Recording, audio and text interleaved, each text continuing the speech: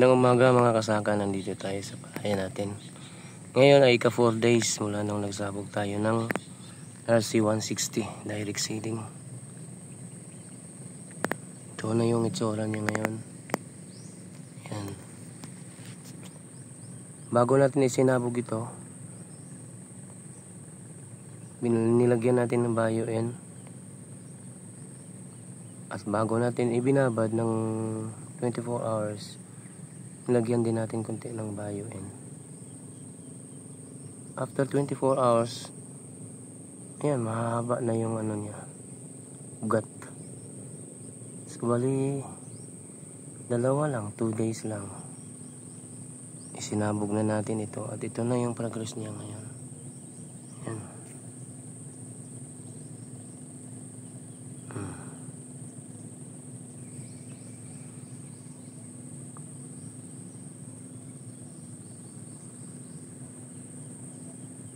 For 4 days.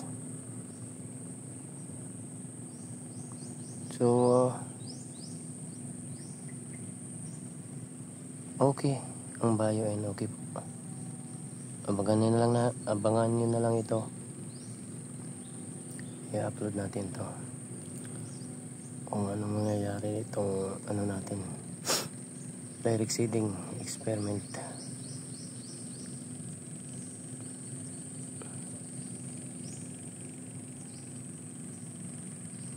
So hanggang dito lang po.